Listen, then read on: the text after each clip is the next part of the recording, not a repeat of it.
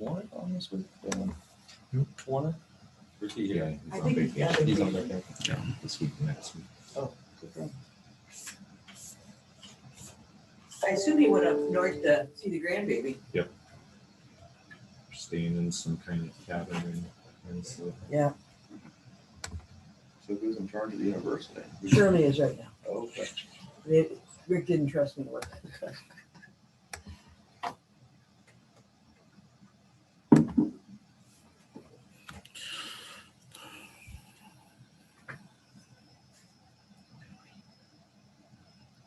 All right, we ready? All right, Zach, let's go ahead. All right. I hereby call this meeting of the Student Fees Working Group to order at 9:03 a.m. Just to let you all know, I am outside. We're getting new carpet in my house, so I don't want to deal with all that noise. So I'm outside. So if you hear or see any birds or anything, don't worry. I'll be all right.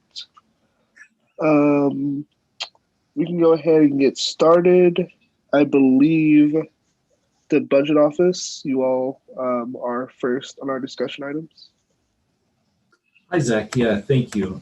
So I was going to, I think, kind of provide a little bit of an overview as to kind of why we're chatting today. And I certainly wish that we were talking under different circumstances. I was kind of hoping, all of you are absolutely wonderful people, but I was hoping maybe it'd be a little bit longer before we had to see everyone all over again. So just to give you kind of an overview as to why we're meeting, and I'll start with maybe the bad news, good news, and then I know you've already outlined and gave to in the memo some options for us to, for you guys to chat about and consider, but I'll talk about that as well. So first, the bad news. On June 16th, during the K-Board meeting, they voted down all of the proposed student fee increases at all of the four-year institutions. So for WSU, that was our increase was a 1% increase, roughly $5.84 per credit hour. That included $4.07 from SGA student fees and $1.77 from athletics. But then K-Board took it another step, and they also reduced any increase that was related to any type of bond refinancing or building refinancing. And for that, that was a savings of $11.77. And so that means that our total per credit hour reduction in our tier one rates would be $17.61. For KU requested a $31.15 per credit hour increase. That was voted down. Pittsburgh State requested an $8 per credit hour increase. That was voted down.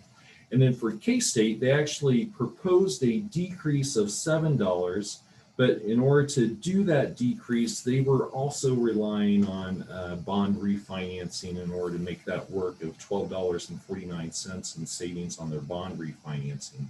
So even though they had a decrease, they also have to reconsider their proposal and adjust for the savings from that refinancing. During the board meeting, there wasn't a lot of justification really in their discussion as to their decision. Regent Harrison Lee stated that they did a really good job of telling the universities that the board wouldn't support a tuition increase, but she said that they didn't provide much guidance on fees, which is completely accurate, which is why we're all kind of here today. And it also was a split vote. Regent Bangerter, argued that a lot of work had gone into development of these budgets and they should be adopted. But unfortunately, his recommendation or thought didn't prevail. So that's kind of the bad news of where we're at. On the good news side, with COVID, there has been allocations of funding to higher education, and one of the acronyms for it is HERF funding, or Higher Education Relief Funding. And one of the eligible uses for one of those allocations was for the university to reimburse itself for any tuition or fees that were not paid during the period of the pandemic. And so the university made the choice to take that action. And for the SGA student fees, that reimbursement equals about $504,000. And so if you kind of think about that, that number makes a lot of logical sense as well. Each year when we do your guys' budget, we adopt it with a 3% delinquency rate, meaning that not every student always pays their tuition and fee bill. Sometimes those payments aren't made. And so for roughly a $10 million budget, that's about $300,000. And so if you think of this as being for about a year and a half, you match up roughly to this $500,000 number. So the amount that was reimbursed makes logical sense to me, at least from that perspective. Because of that additional, because of the collection of that HERF reimbursement from the unpaid fees, that brought your ending cash balance for 2021 going into 2022, or also what would be your beginning 2022 cash balance to $662,000.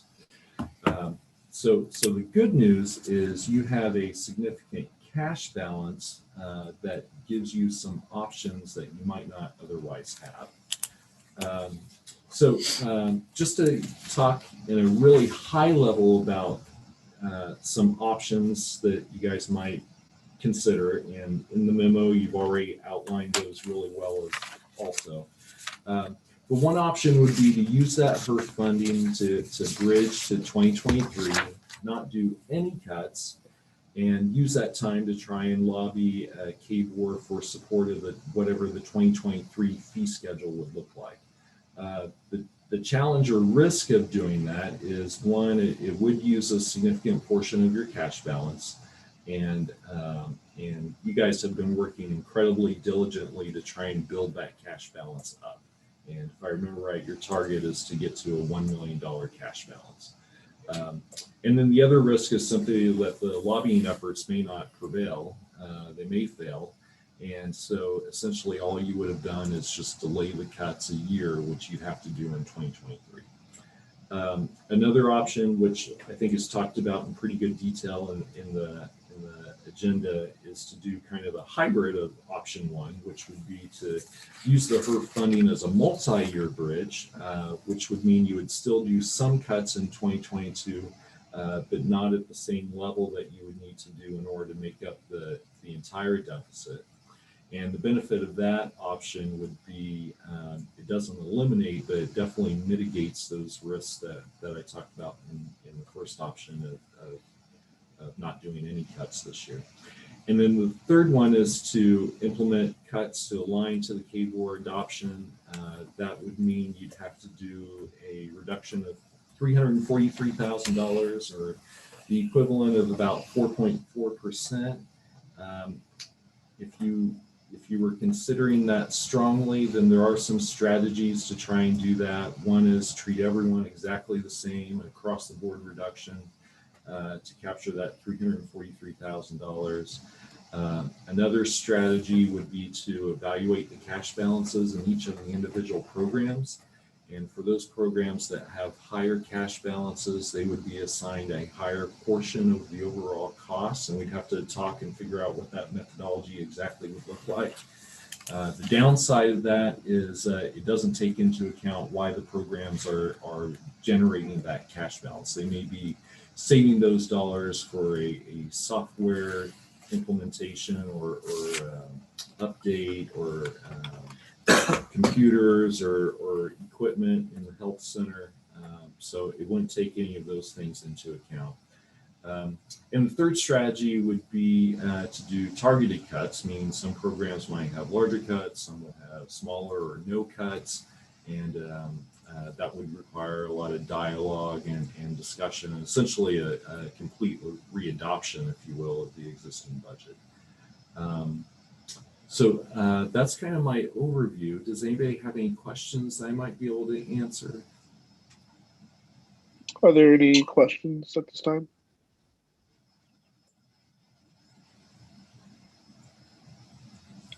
All right, seeing none, do you have any other final thoughts or any words for us?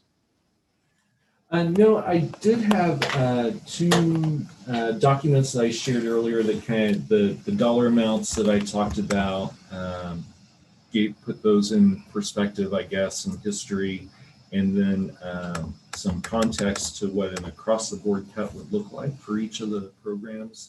And I can see Gabe is looking for those now, and so I'm guessing he's going to send those out to everyone by email so that you guys have those.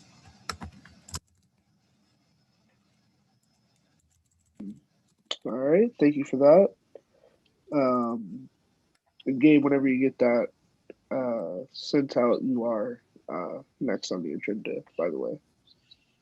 I went ahead and emailed those out to folks so you can see them. With that information that we have from the budget office,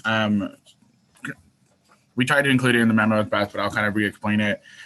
Student government policy requires that our budget is balanced. A couple years ago, we put in the perspective in there that instead of us always trying to go with having dollars that we didn't necessarily have or having a budget that didn't necessarily meet the expenses, there's now policy in there that requires that we balance the budget to start the fiscal year, knowing that, right, it's based off of enrollment. Things may change from time to time, but our rules say that as we go into the fiscal year, that there has to be a balanced budget, and so there is not one. So just I guess, overview of what the Chapter 11 section of the statute talks about. It requires that the treasurer work with the university to determine how we're going to balance that budget, and then submit that proposal off to the Senate, who is meeting next week, to a vote on whatever recommendation we send forward.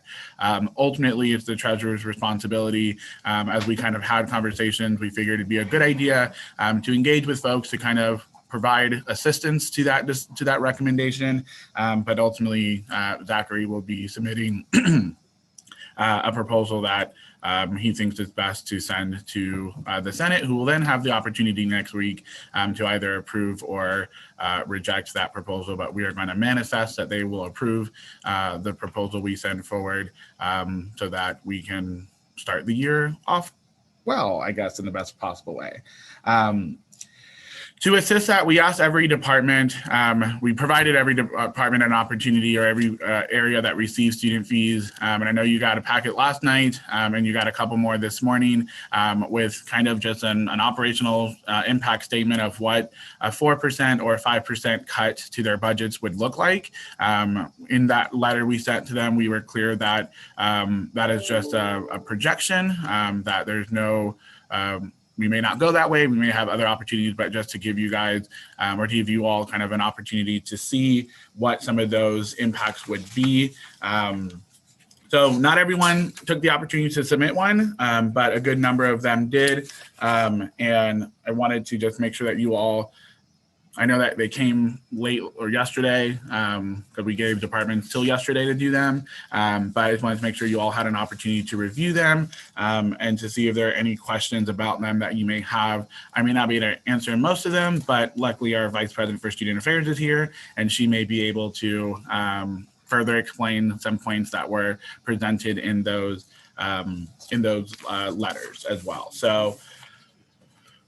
So that's kind of where we are with that, kind of, again, in reviewing the impact statements, and also kind of why we're here and what we need to try and achieve in this time we have this morning. It is my sincerest hope that we do not try and rehash the budget, mainly because the fees committee last year did a very good job in getting us where we are, but to make sure that, right, we understand the impacts of what it means when we cut budgets, and what it means if we use reserves to pay for things as well. You know, there's always been this sentiment, always is maybe a big word. Recently, there's been this sentiment of recognizing long-term impacts of these decisions. And so I would challenge all of you as we engage in this conversation to consider that any decision may have long-term impact, not just to services for students, but also to future student governments who may have to address some of those decisions that we've made as well. So That's what I got for you. Have folks had an opportunity to review some of the impact statements? Okay. I know I gave you homework at 6 p.m., but I appreciate it. Okay. All right, are there any questions for Advisor Fonseca? About the impact statements? Yeah. So I have a question about student involvement in particular. Okay. I remember like a lot of like you, for instance, left student involvement. You're now with SGA, and I heard a couple other like assistant directors also left. Is that like to different departments? Is that free up funding and student involvement? So when my position transferred over, a part of that discussion was also that student involvement would be able to utilize whatever salary savings were from there. They're currently searching for my replace for a new assistant director. So they're actively looking for someone to fill that position. So I wouldn't say that funding has opened and made itself available since they're in the middle of a search for that position. And I'd say the same thing for the other positions. Yeah. Oh, sorry, Zach, I don't know if I can just speak, but same thing for the other positions that are open, that their intention is to search for those positions. Yeah, so I think that'd be a good sentiment across the board of maybe any office that may have had vacancies. It is my assumption, and correct me if I'm wrong, with across the Division of Student Affairs that there is an intent to fill those positions. So I wouldn't necessarily rely on vacant positions because again, right, one thing I want to remind everyone is if you make a cut, that is a permanent cut to the budget, not a temporary cut. So that means if we eliminate $10,000 from, I don't know, some department, that is a permanent $10,000 cut that they won't have coming back into student fees next year, which means they theoretically may also then request an additional $10,000 to restore their budgets. Are there any other questions for Advisor Fonseca? Senator Balaji. I was just hoping whether we can have the information on what the details of the budget we passed last time, because I don't remember all the numbers. That would be a great help. And and that's one of the things which I wanted to ask. Yeah, let me pull up. Oh, it was already pulled up. This is just to show you what the Senate ultimately adopted last year. So in the document that I emailed out, the gray column is what was the recommendation. So what ultimately was approved by the Senate and by the university president, and what was sent to the Kansas Board of Regents. So that kind of shows all in the gray is what was ultimately approved. Did that answer your question, Balaji? Yep, thanks. Okay. Any other questions for Advisor Fonseca? I have another one about student involvement because Mhm. in one of the part it says they are now taking over Family Weekend and Leadership. Leadership. So that says it said for them would cost an extra $59,000. If we were to do a flat 4% cut, would that mean not only they would have to not only cover that but also the 4 to 5% cut? Is that what they're saying in their impact statement?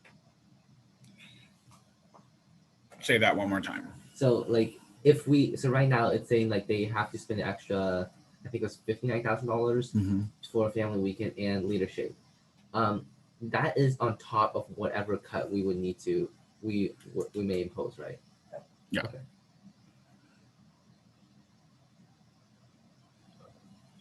Any other questions?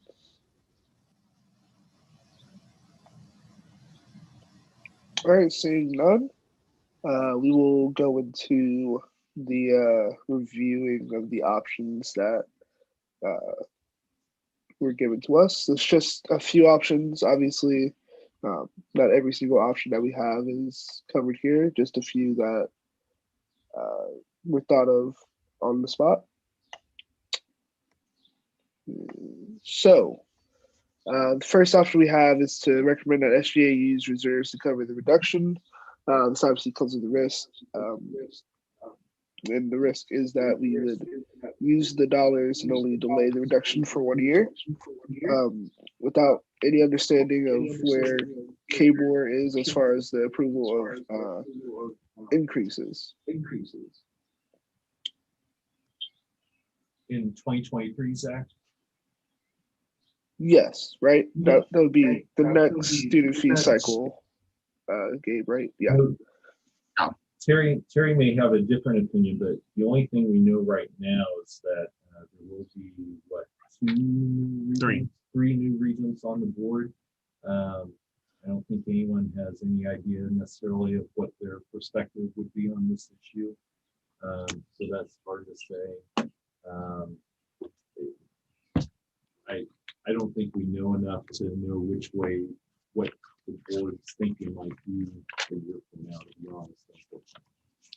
And I think that's the risk we take, right? So like that's the Yeah. sentiment of understanding that that decision also means we have absolutely no idea what the regents may or may not consider, knowing that there are three new ones who are coming on.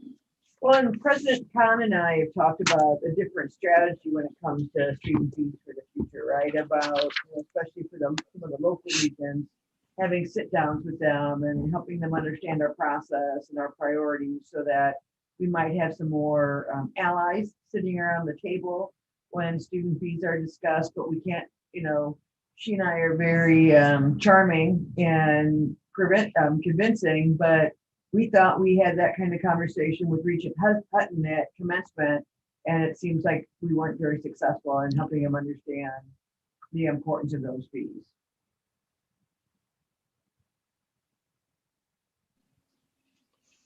Yeah, that's something that Ridja talked to me about as well. We thought that we were on a different page when it came to Regent Hutton, but apparently with the decision that was made, it's clear that we weren't. But going back into the options, our second option is that we initiate a multi-year plan, basically just reducing line items by a certain percent every year. So we reduced the line items by 2.5% and then use reserves to cover the remaining 1.89. Reduce all line items by 2%, use reserves to cover the remaining 2.39. We would reduce all line items by 1.5% and use reserves to cover the remaining 2.89. And reduce all line items by 1% and use reserves to cover the remaining 3.89. The third option we have is to save direct ELS scholarships only and issue other line item reductions. This is kind of similar to what we did last year, where we basically saved EOFs and saved other certain line items, and then reduced the others by whatever percent we needed to make up. Along with that, we have option 4. We can issue a percentage decrease to all line items except for student affairs areas, and request that student affairs make up a certain difference. Basically just allowing our vice president of student affairs to meet with her groups, meet with the directors and the leaders of those offices, and basically figuring out the cut on their own. And then they would come to us with that cut, knowing that number that they had to get to. And then lastly, fifth option is to reduce all line items by 4.39%. Are there any questions on any of these options that we have?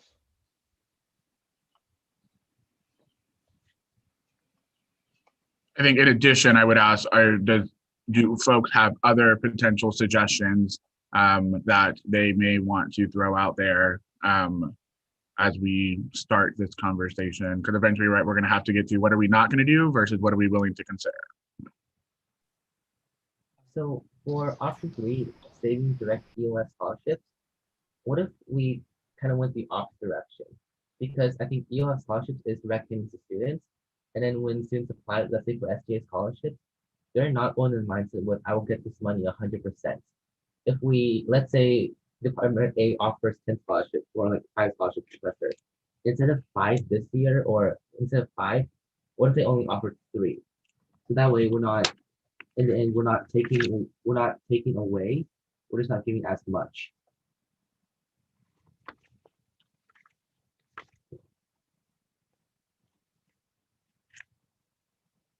I don't know if that's, I see what you're saying, David, but by reducing, just looking at it as a non-financial way, but looking at it as just for the students, these scholarships and everything are for these specific students. So by taking it from 5 and going it down to theoretically whatever number we came to, whether it's 1, 2, 3 or whatever, that's going to be more of a direct just no for the students. I know that a lot of students, specifically from close colleges of friends that I know, go to that very directly. And then if you cut down the number of how many people go to it, it'll become more of a competition than it already is. Zachary, would it be okay if I said something? Yeah, go ahead. I just wanted to say I haven't talked to any of the areas that provide the EOF funding, but one concern I would have is that since we're getting close to approaching fall, that there's the possibility or even likelihood that a lot of those funds have already been committed to some students. So we could possibly run the risk of taking scholarships away from the student that already believes that they're going to be receiving those funds to come here. I don't know that for a fact. Just based on the timing, I would speculate that that's probably a high possibility. Yeah, you for sure raise a good point with that. Senator Kirk, I saw you. Yeah. Is there a way that we could get maybe a potential, not definite answer, but maybe a rough answer to? That's a great. Well, before I think where you're going, our director of financial aid is here, so we could ask Sheila to see if financial aid has already committed those dollars, or what a timeline for that looks like. Sheila, you might have that answer, maybe. Yes, we do have scholarship committed for next year. You know, we usually commit those early in the spring because quite a few of those are renewals for students who were promised those scholarships as a kind of 2 or 3 or 4 year scholarship because there are such small amounts. Most of them don't even cover books for a semester. So when we commit those, we try to do those as a renewable scholarship so students who are making progress towards degree completion have kind of that recognition and motivation for continued support. So those get, typically we are, as you know, when you're applying for scholarships for the next academic year, we try to have those committed before summer so that students can know going into summer how much they have to work throughout the summer to be able to find additional resources for fall and spring. So while there may be a minor, it depends on which scholarship, but we try to commit all of those. So we certainly could take a look and find those, but the goal is always to get those committed.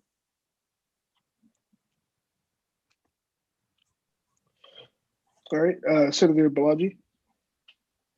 So one of the questions, one of the thoughts which I had was revisiting what the line items which we did the last time, and I know that there are 2 or 3 line items where we provided more than what the budget requested for, and I think I know it's a difficult thing to do, and I think one of the things was the student health. I think they asked for extra money for a new physician, and also I think we provided extra money to STA itself, more than what they had the year before that.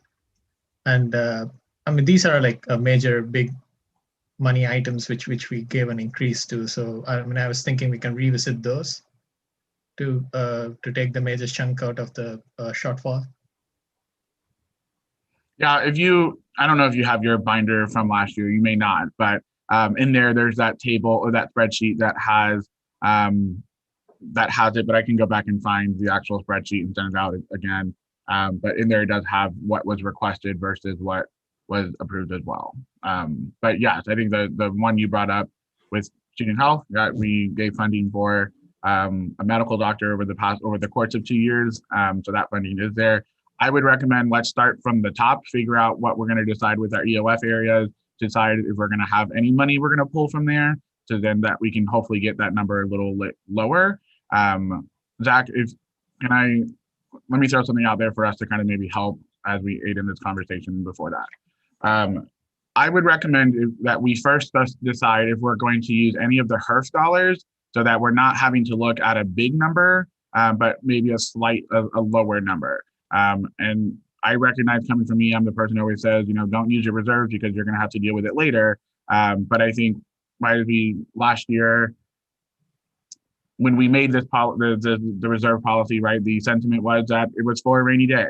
Well, I think it's worse than raining right now. I don't know what's worse than raining right now. Let's say it's a little hailstorm. It's a hailstorm right now.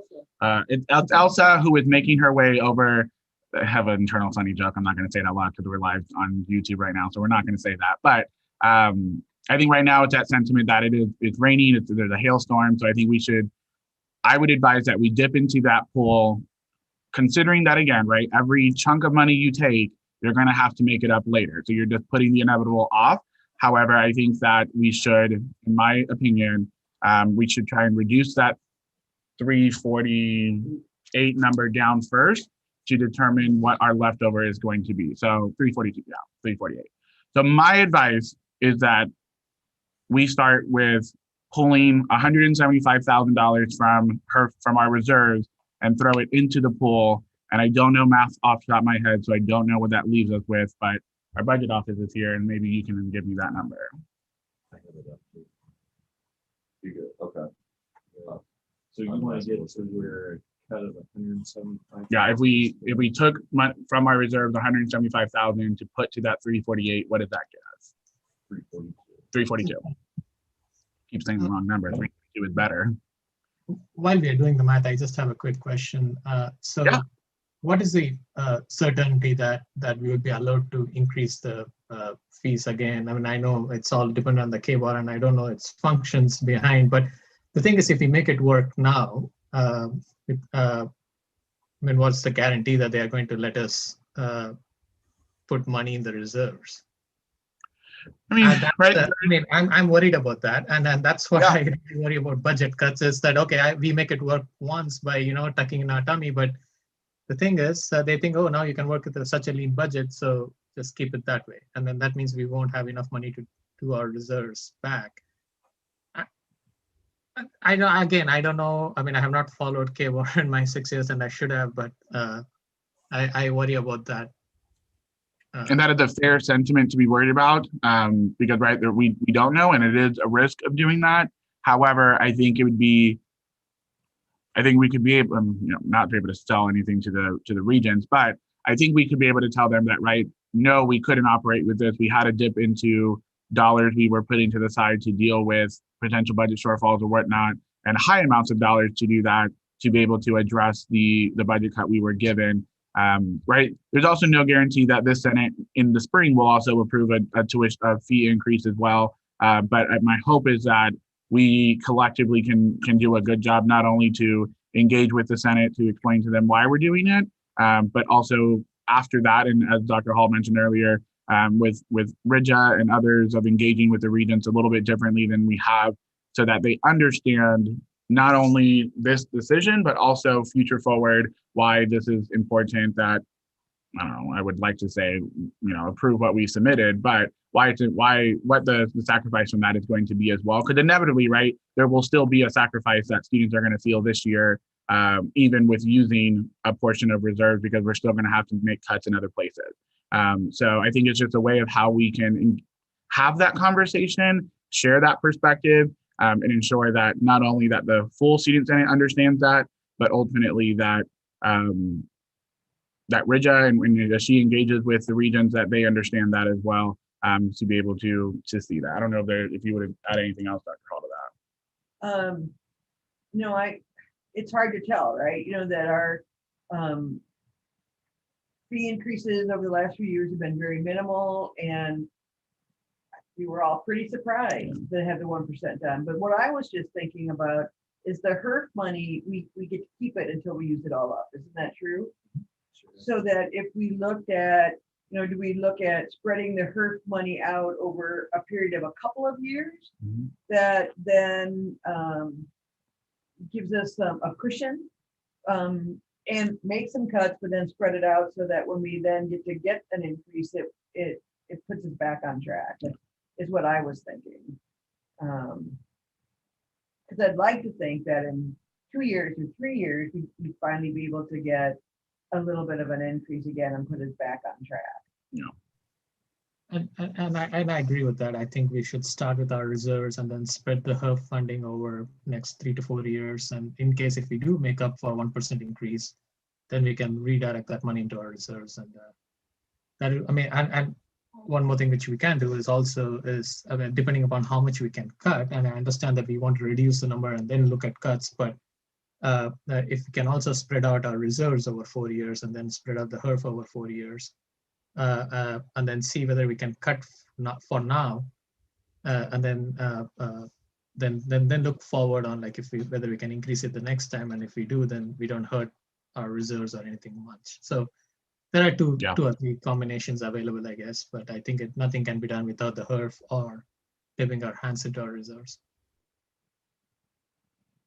So on the scenario that was offered, if you were to use $175,000 of the first cash balance, that would leave $167,889.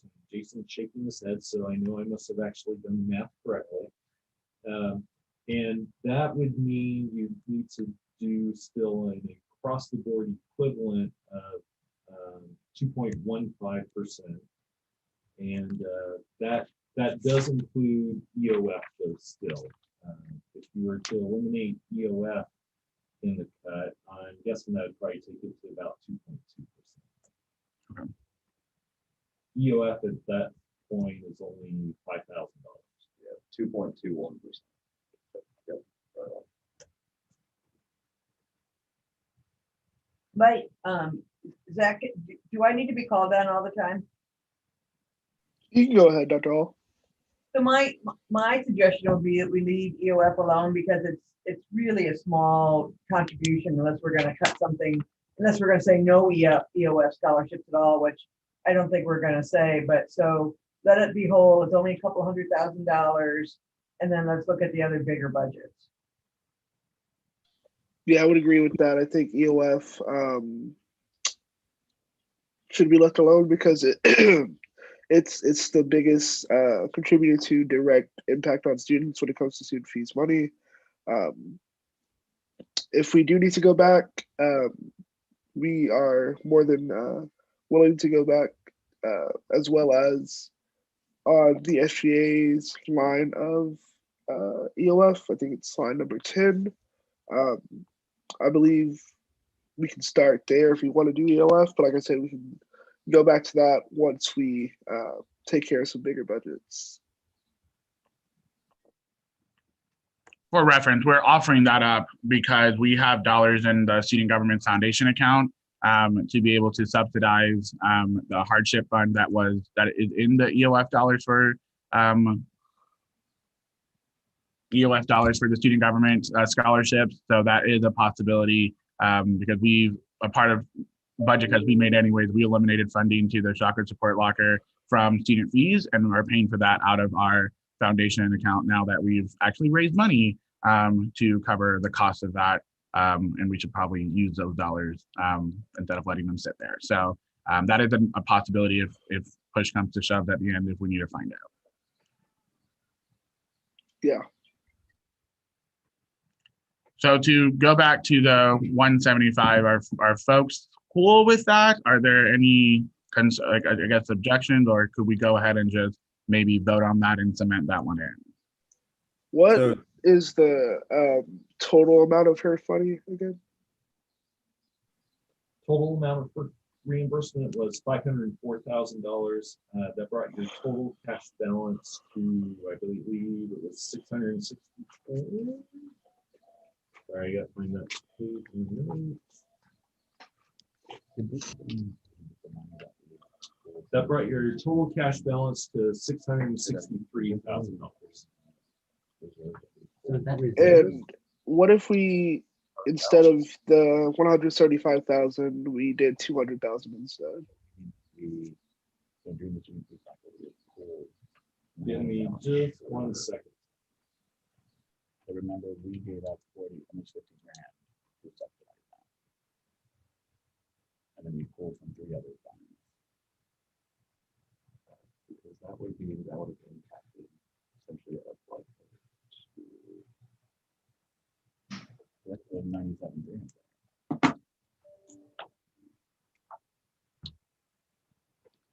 And then that was to go So we need about 140, into it. right? You're brilliant. Yep, you hear that, Zach? So our bottom line would be 142.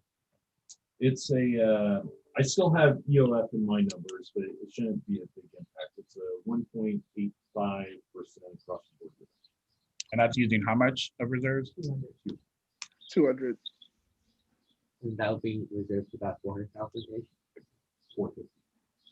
David, with the cash sweeps that were I think approved last spring, would those have occurred already, or would we have waited until now to do that? That's a good question. That was 97,000. Usually we try to do those the year before, Okay, but that doesn't mean that haven't, right.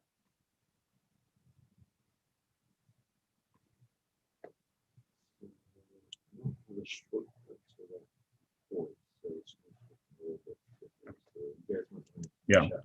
What might be, what was one of the orgs? It was one of them was ours. So we took it from Baja, we took it from ODI, we took it from Study Abroad, and then Formula, and then us. Yeah, so it might be easier to look at those individually then. So while they do some other figuring, I guess let's discuss the either 175 or the 200 and decide on a number. Does that sound like a good idea, Zach? Yeah. I'll go ahead and start us off. I think that 200 is a good number that doesn't, make us use obviously all of that money, but at the same time, it does give us just a little bit more room to work with once we actually finalize how much we're going to use.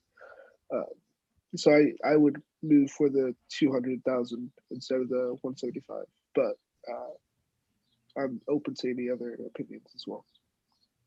I'm John, gonna Kurt. support that because like going from 175 to 200, yeah, it might be it's not that big of an increase, but it is enough to be able to help more. Yes, it is. We'll have to make it up later, but it'll help us very directly right now. I see what Treasurer James is saying. I completely support with what he's wanting to go towards.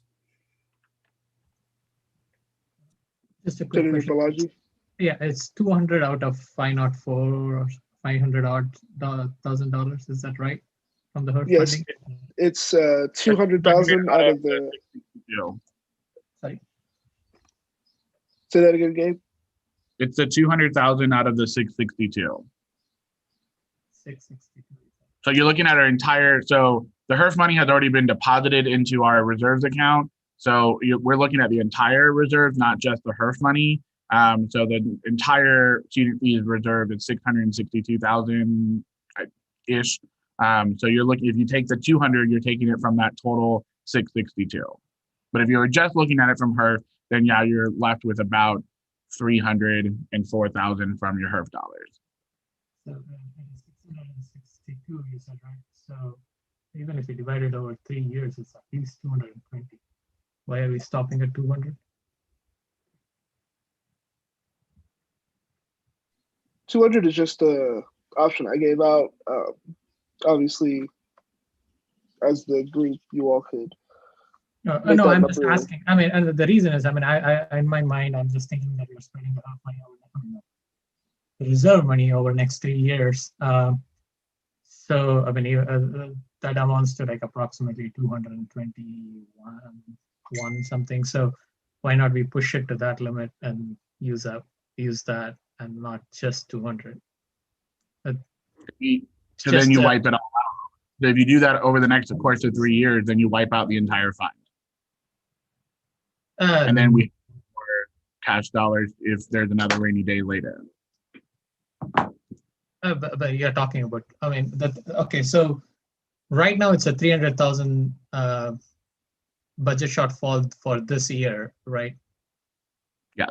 And then we have another committee coming up next year for some of the organizations. Am I right? Yeah, so we'll redo student fees in the spring to get ready for fiscal year 2023. Okay, so so chance at raise the rate if we, I mean, again, subject to like whether we can lobby the K-bar. So, I mean, at the end of the day, at the end of 3 years, you will have nothing left. I mean, you will probably have 60,000 left. I mean, difference between 0 and 60,000 for such a big organization is, I'm not understanding the thought process behind just making it 200 rather than 220. I mean, Yeah, I see what you mean. I think though, again, I would caution you to think that this is now. Next year's group may have a different opinion and not make bigger cuts than what we are making. So I think the reality is while we can say, you know, we want to spread it over the course of 3 years, the next Senate may disagree and reverse that. And so we've got to just consider the fiscal year that we're currently responsible for, which is fiscal year 2022. And consider what we're going to do about this year's shortfall. Sure, right? Taking it to 220 is taking a bigger chunk, but again, then that's a bigger chunk of student fees that are going to have to be increased in order to rebalance the budget, or a bigger cut that has to be made to the budget overall to rebalance the budget. So the reality of taking more money, it comes to that part, but there's no guarantee that next year in the 65th session that Senate will agree with our sentiment. And they make different decisions. So while it's, yes, I think it makes sense for us to consider, you know, long term of like year to year. We also still have to be cognizant that we only get the responsibility of this fiscal year to make that decision. But we can make the best decision. Right. I mean, Yeah. we can't predict what the next Senate is going to do. Yeah, but we need exactly.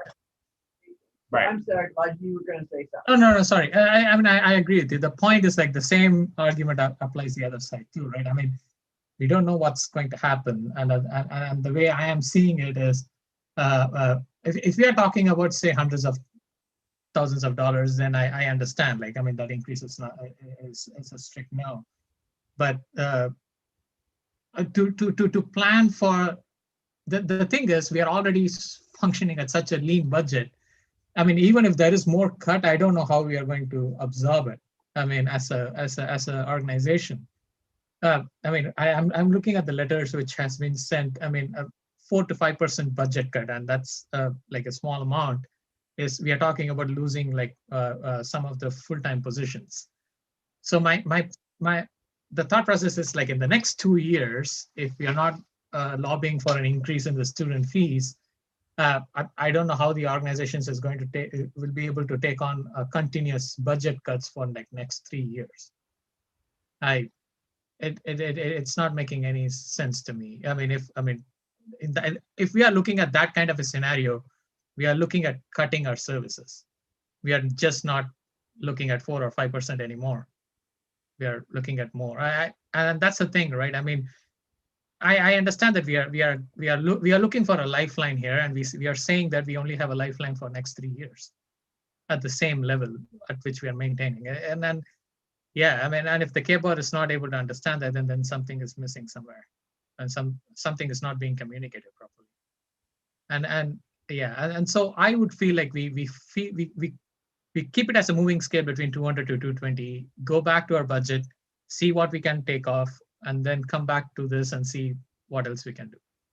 But I don't think we should go beyond 220. Let me put it that way. If it's helpful for you guys, Jason and I have both looked to see if those cash sweeps were captured last year or this year. Both of us agree that we don't see them. Okay. But just know this, we probably need to be a little bit more diligent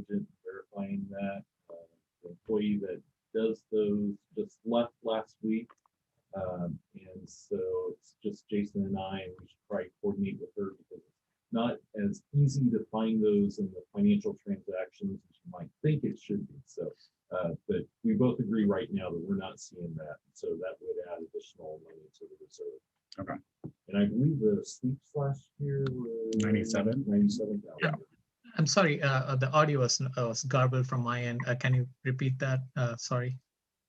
Yeah, what I was saying that was that right now we don't see that those cash sweeps that were adopted for this budget year starting here in 2022 have been processed yet. So that would add an additional $97,000 to the cash reserves that we were talking about before.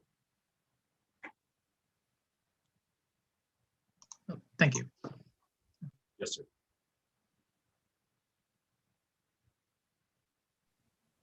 So going back to the HERF dollars, is there anyone else wishing to speak on that or make a motion at all?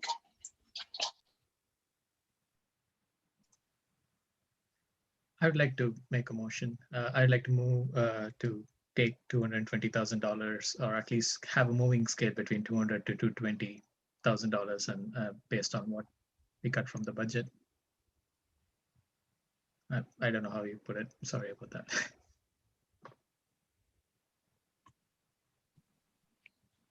So just so I can clarify it, your motion is to just set the number anywhere between $200,000 to $220,000 for the HERF money, just depending on where we go after this. Okay. Yeah. Because I mean, I think these both are like interlinked, and we cannot. I mean, I understand that we can have a rough amount, but we cannot fix both. I mean, we have to do both sides of this thing. So I would like to fix it between 200 to 220, and that's my justification behind it. All right. I'll go ahead and second that. I'd rather go closer to the 200,000 side, but I'll still second the motion. Anyone else wishing to speak on the motion at hand? Representative Balaji? Or Senator Just to make, just to clarify everything, the idea behind doing this is that we have a HERF funding of 660, and we are spreading it over 3 years, and we are setting a limit there, and we are also setting the bottom limit so that we know how much we can work on cutting, on trimming the budget from what we approved in the 63rd committee, and then we come back to this and fix an amount based on what we can do there. That's the overall idea behind it. Anyone else wishing to speak on the motion at hand? Well, I don't oppose the motion per se, but I do have a question. What are our options about having independent funding, like fundraisers or something like that, to supplement our income? So that's an interesting question. We, from student fees, we don't necessarily do that, but I know that there are a number of departments that, have dollars from foundations or grants or other pieces like that, but those are considered different, rather they're different dollars to either supplement their budgets for additional projects or initiatives, or to utilize for specific things that they raise dollars for. I wouldn't necessarily consider that a piece of our discussion, mainly because those are completely separate aspects, sentiments to the general student fees budget. So while I think that's a good piece and good sentiment, I wouldn't necessarily consider it as part of our discussions.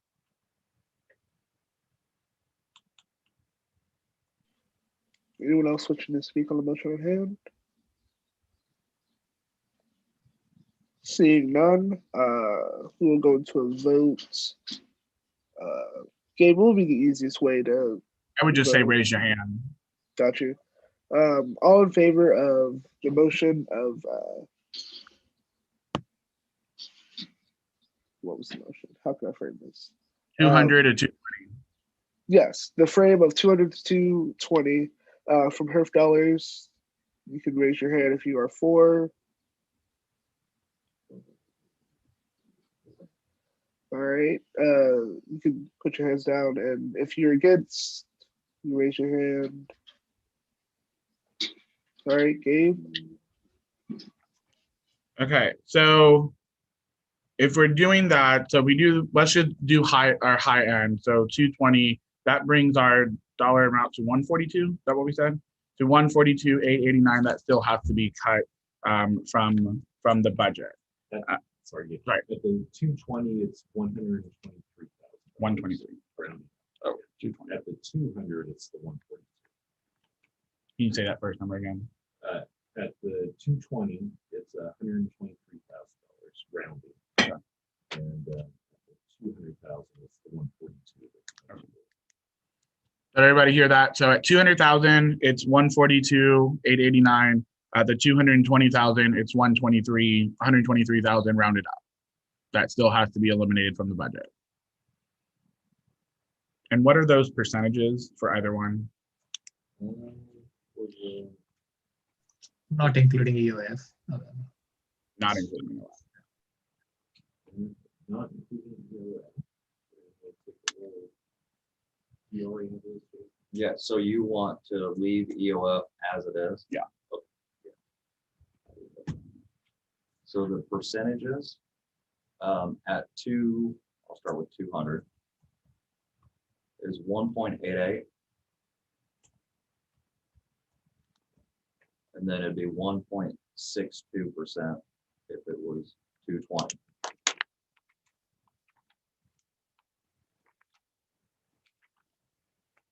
So at 200 is 1.88, at 220 is 1.62.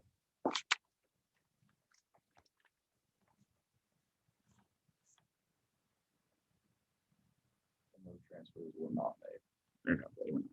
Yeah, they're still there. Okay. So, go ahead, Gabe. I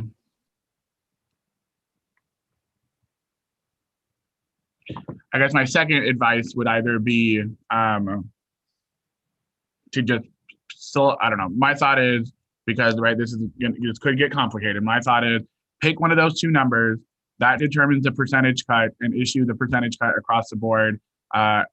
For my advice would be issue that percentage cut across the board and either do it that way or issue it across the board, except let student affairs figure out how to make up their difference instead of us saying that these departments get this department gets that, of just treating it kind of almost the same, but not the same across the board. And then whatever collectively difference for the other departments from student affairs, that Dr. Hall and her staff can go through that to figure out that overall makeup. That is a similar thing we did last year when we had to reduce our number when it wasn't signed off on. So that was it worked out well, I think, for not only us and you all in student government, but I think over in student affairs, so that we don't necessarily have to specifically sit here and hash out which departments are going to get what, because not everyone here was a part of student fees last year. And so that was the same sentiment we discussed last year when we did that 2 years ago, sorry, when we did that as well. So that could be also an option, is to pick a number, issue the percentage cuts across the board, and collectively let student affairs figure out how to make up their cuts and bring those back to us so that we know what those were, and those will be the base budgets for next year. Or we can do something else if we don't like either of those options. So I am going to try to mix two options, doing both 3 and 4. 4 lets the student affairs handle it internally. 3 would save direct EOF scholarships and allow us to save other line items as well. And the ones I had in mind, if we were to save other line items as well, would be the Sunflower College of Fine Arts programming and all of the SGA allocations. That is my thought that I think would be best, whether it's 200 or 220. And if we do take those out, obviously the percent would go up just a little bit, just because you have to make up for the other groups that we left out of the cut altogether. So that's my thought. I'm all ears for anyone else's Representative Kirk or Senator Kirk. Yeah, so just to be, Hold on, John, hold on a second. Can we get those again, Zach, so we can write it down? Which are the ones you want us to hold sacred? So it would be the Sunflower, College of Fine Arts Programming, and all of the SGA expenditures. So office expenditures, Student Organization Fund, Student Advocate, and the Association Agencies Fund. You want to not touch them? Is that it? Say that one more time. Sorry, you don't want the. Is that yeah? Yeah, I want them to stay at the amount that they were given, and So for those that were so just said. okay, can I speak? So the regarding Hold on. John had his hand up first. We talked to him last time, so John, you can go ahead. yeah. So with the Sunflower College of Fine Arts, all of that that has been said to be not touched. I think that what needs to be remembered, I support with what Zach is saying. The Sunflower aside, College of Fine Arts this past in this budget request got cut. If I remember correctly, it was I think 5,000. And they can make up for that, but if we cut them anymore, it's going to, especially now coming out of COVID, that will hurt them tremendously. And going back to the all of the SGA, those departments, a lot of those, to be clear, so everyone understands, those are not going to, that's not just an SGA thing. Those are directly impacting most, if not all, directly impacting the students and the student body. So I would lean more towards, this is probably not going to be a popular opinion, but I would lean more towards 200. I would be okay with like 201 or 202. I don't want to go any higher than that. Yes, as was stated, it will be larger now, especially because of the fact that we are going to be saving specific areas. However, I do find it necessary. Senator Balaji. So, I mean, I understand with the Sunflower, the other one, but with respect to SGA, and I know it's not that I hate the organization, but the thing is, when we finalized that budget, I provide, and I remember this, I provided almost, I think it was 75,000 to 80,000 excess on what you had last year, including all the org fundings. And so I would want to revisit it to see how much more we can take from it, if possible. And the reason why I'm saying it's is that because I mean I very specifically remember I gave an at least 50 to 70,000 excess than what was the operating budget of SGA from last year. So I would want to take a look at it to see whether we can take some from it, and then for the rest of the money we can go for an over-the-board budget cut, but I would want to revisit it before we finalize anything.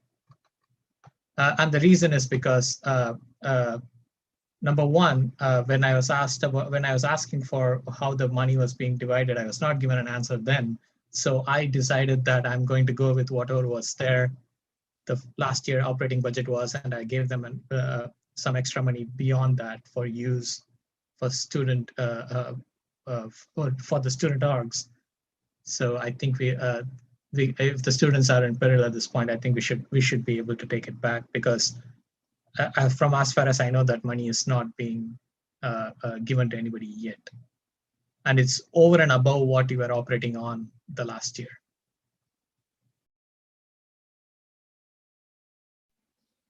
So I know that a lot has changed from the last time.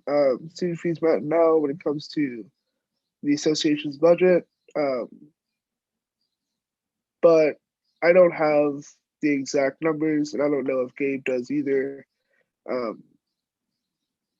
But I do know that when we met to basically get the budget to what we were allocated through student fees, it was already tight to do, and it was difficult to do. Obviously, we can't really use a lot of our reserves because it's reserves, and reserves is one-time money.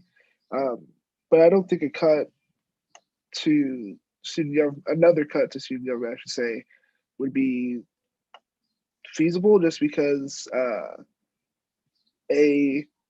like I said in the impact statement, we already took a pretty big cut. Two, we did cover a lot of the reserves for the student fees already. That was about $48,000. And I just think that it'd be best not to cut the organization that provides other organizations and other individuals money directly. That's just my opinion, though. Gabe, did you have anything else to add to that? Yeah, I think the other piece that I would add is based off of the final number that was approved in the spring. We were going to do it 2 weeks ago, but then the news came out that we didn't. We already eliminated a chunk of our operational dollars to not be able to have to make so many other reductions to the other line items, specifically the ones that go back to student organizations or individuals for whatever travel expenses may come up from there. And right then, since then to now, we've also added my position into the budget. So that made some adjustments. The Senate reduced the hourly rate for the student government leaders. So those have been already adjusted. So that the operational dollars for student government have already been reduced and have already been then earmarked to get to that number, while also then making adjustments in internal operation dollars to be able to subsidize some of the other pieces as well. So while I wouldn't necessarily say that everything has been earmarked for something from the other pools of dollars, because those don't get allocated until student organizations have requested them, which they have already. I wouldn't necessarily agree with the sentiment that they haven't been earmarked just because they haven't been reviewed by the Budget and Finance Committee and then ultimately the Senate. That big chunk of money from the organization fund has been those were part of the new process of student organizations, and we have 53 organizations that have requested over $200,000 that we're going to have to. We're not going to be able to fund all of that, but keep in mind that organizations have already put in their requests, and in a couple of weeks, the committee will begin to meet to review those requests. So yes, it hasn't necessarily been earmarked, but there are pending requests that are coming in from over 50 organizations that have requested it. Senator Balaji. My only concern is that 1% across the board may not be equitable at this point, because some of them are working at such a lean budget that it may not be. It might hurt them more than it hurt others. So and another thing is, you said, and I remember very specifically for the student orgs, it was 245 or 50 something, closer to $250,000 was earmarked for student orgs. So and we should look at last year's funding for the student orgs and maintain it at that level. And I still say that, so that they're still operating with what they have got last time. I'm not saying take away money from them. I'm suggesting that we maintain the funding level at this. We maintain funding at the same level as last year, and I'm pretty sure we will have a huge difference there. And the other thing is, like, one of the biggest budget requests came from SGA, and that's what I'm saying is, like, 1% across the board is not equitable for everyone. it's not the But- same. It won't have the same effect on everyone. Sure, but you have to remember that money it's new. So there's no, when you ask last year's number, last year that money didn't exist. So there's no basis for us to say and establish what they've received because right. It was also COVID. So no organization could travel. No organization could do things like that. So chunks of those dollars were never requested simply because, right, student government put a hold on approving dollars for travel because, right, you couldn't to begin with. And it's new. It's a new process. So there's no basis for us to say that, groups only requested this chunk of money. We'll know that now. So we'll know that going into fiscal year 2023 when we say and look at, groups only requested 100,000 or we only approved 100,000. So we can adjust that number to match that. But there's no basis to what you're bringing up. There's no basis to be able to pull old numbers for that. But the groups existed last year, right? They worked on some budget last year. I mean, but not off of SGA money though. That's what I'm trying to present to you is that the thought process was the SGA was absorbing all these groups, and so you wanted that money, and you're taking away money from funding those groups. For example, was it the debate was one of the things, and then also I think the graduate student council was also another thing where you absorb them. So instead of us funding them separately, we are funding it through SG, and we gave that, instead of giving that money to them, we gave it to you, right? So that means they had an operating budget from last year.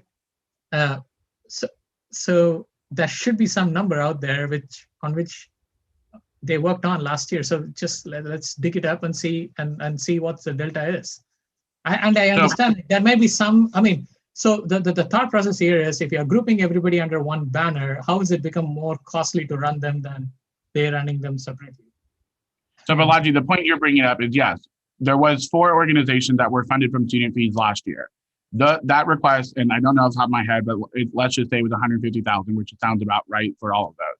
So that was absorbed. And then when we created this new process, and when student government went through the process to create the new one, they requested additional dollars to be able to subsidize or to be able to allocate to more than just 4 organizations. So the money that was allocated, that 150, only came from 4 organizations, from Baja SAE, Formula, Microcosmos, and I can't remember the 4th one. And then they requested additional dollars. So, right, I think that only funded 4 organizations. It didn't fund the 52 or 50 organizations that have requested dollars for this upcoming year. Now, again, right, I'm going back to the sentiment of they've requested more than what we have, so we're going to have to cut it anyways because groups won't receive the funding that they've normally received.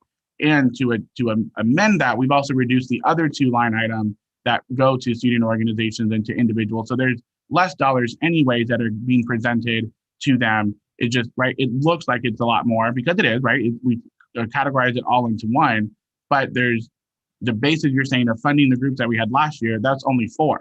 Now we're at 52 that have requested funding, including those 4 that have come back to request that funding from that bigger pool. So I get, you're looking at the percentage of, 1 point whatever percent. It isn't going to be equitable for everyone, yes, because everyone's budget is different. And so it's trying to figure out the best way to do it, that a 1% for us is going to look very different than a 1% for a shift-based gallery because our budgets are different from that perspective. But it's still, I would still say it's equitable in the sense of it's the same percent for everyone instead of 1 here and 1 here. It's just going to apply differently based off of their budget. Hold on. I think David has a point. So I guess with this, instead of looking at what SGA is doing, can we look at where can we cut the easiest? I think one of the things we had was the doctor who we allocated money for 2 years. I'd really like us to consider you telling us what cuts we need to make as a division and not pick apart the student affairs budget. Because a doctor is a priority for us. And so I'd really prefer you say to me, Terry, you've got to come up with 2% of whatever, which is, I don't know how much 2% would be for all of our budgets. $75,000, $100,000, and let us find it. Okay. Then you pick apart our lines. Please. Yeah, I would agree with that sentiment. I think that not only does Dr. Hall know what's best for her areas, but I also think that the directors over there could make their case easier to Dr. Hall than to us, just because she knows more internally than what we do. Even though we did get their impact statements, I feel like there's a lot more that Dr. Hall knows than us. So going back to our options, is there any other option that anyone else would like to bring to the table? There's no motion at hand right now, but Representative Bastian? Bastian. I was looking at the 2022 year, and I noticed that Varsity Esports is receiving funding. So I'm just wondering, what's that about? Like, their proposed budget for 2022 is nearly $78,000, and the 2021 was 47.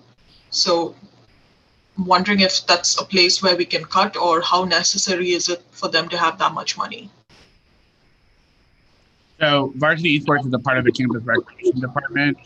It's just laid out differently here because it was a brand new request 2 years ago, but eventually will be absorbed back into the campus recreation fund.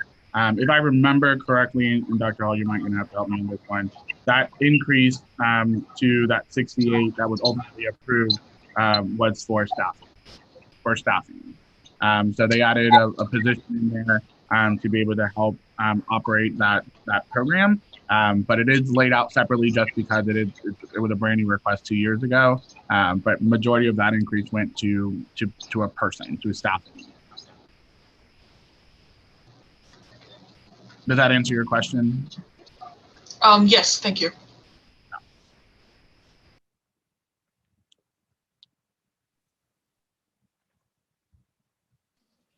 Anyone else wishing to speak on any other options that they may have? Senator Balaji. So my only concern is that, I mean, if we are making the budget cut across the board as a single percentage, then we go with as low as possible. And I think that's 1.6 at this point. Even though I'm not too enthused about it, if we can differentiate it among various other organizations, that would be great. But if we are looking at a single percentage number, let's go with the shortest one, I mean, smallest one possible, which is 1.6 with 220,000 from HERF. So that would be my suggestion at this point. So David or Jason, scenario, 220,000 from HERF,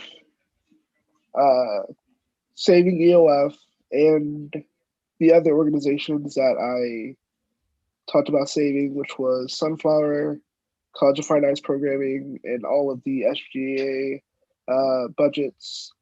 What would be the percent we're looking at per line item? Yeah. Do you have like the HERF number being at 200,000? 220. You want it at 220. Yes. Okay. So 1.8% is what I have. David, do you agree with that? So that's 1.8 by skipping Sunflower, SGA. Budget managers going out. Yeah, that's 1.8, saving those other lines. What is that dollar amount? What is that dollar amount? 123,000 rounded. And if it was 200,000?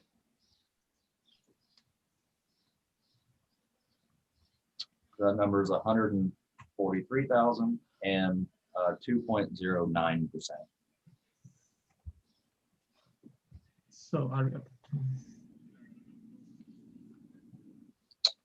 So I will make a motion that we I'm going to split it up actually.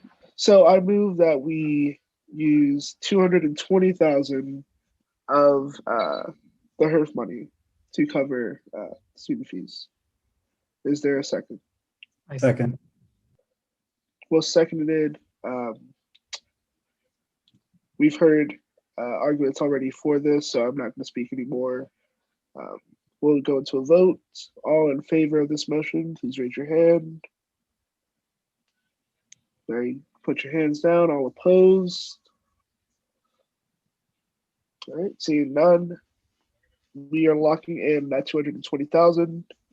My second motion will be that we save EOF, save College of Fine Arts Programming, save Sunflower, and save all of the SGA budgets while letting the student affairs how should I word this? No, let's do this separate. Let's do it differently. Let's do the save part. Let's vote on that first, and then we can talk about. I think we're gonna have. I would suggest we do the percentage cut in a different, and then the directive to student affairs in a different piece as well. So I would say let's look at, if you're wanting to prevent certain line items from getting a 1.8%, then let's vote on that first, and then that can get us to the next part. And then I think let's take a little second so we can catch up and see what math that is, and then work from there. All right, so I move to also lock in the numbers for all ELF, the Sunflower, College of Fine Arts Programming, and all of the SGA budgets. Essentially just not touching them. Their numbers will stay the same. They will get decreased, basically. That's my motion. Is there a second? There's a second. Seconded by Senator Kirk. Just like the last one, I've always spoken on why I think these are beneficial to keep. Senator Balaji, you have the floor. So I support the not touching the EF funding, but I'm not supporting the other rest of the things, because if everybody is taking a cut, everybody has to take a cut. We cannot for college and fine arts funding programming. I think it's the 1%, or even if you say 2%, it's $900 out of 45,000, unless I'm wrong. And then for the Sunflower, it's $1,500 or maybe $3,000 at max, which is still, which is equivalent to what they got last time. So I feel if you're cutting the percentage, it has to be equitable across the board. Nobody can be separated out from it. EOF, I can understand student scholarships and stuff. We don't have to cut that, but I'm not supporting the SGA and the Sunflower and College of Fine Arts being left out. I mean, why not the other departments? Senator Kirk. Yeah, so College of Fine Arts already took a huge cut, and any more cut, even though it might be only $900 or whatever the number exactly might be, is a significant for that programming, because what that is for their parking, for their concerts. So like as basketball games and all of that stuff, you're able to have free parking. You're able to do all of that. With concerts that we provide for students to showcase their things, for anyone to be able to come, the parking is taken care of. That is a direct thing for the students. And yes, it is for the students and for anyone else that comes, but it is for the students and for the students that are participating, so they have a place to park and they don't have to worry about it. But going further from that, the other departments that are in question have taken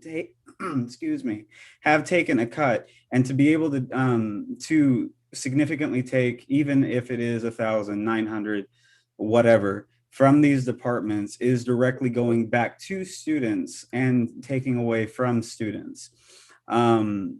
Yes, we like this is a hard thing that we're going to have to do, but these specific things I don't see the justification to take any more than has already been taken from them. To be able to save them and to continue to take the rest from the other departments is what I think we need to be doing going further. Senator Balaji. Yeah, every other department does give student services, and we're talking about taking money from the disability services. We're taking money from graduate, the graduate student services, everything. So yeah, every line item here gives services to students, and we are not in this position because we want to be in it. We were forced into this.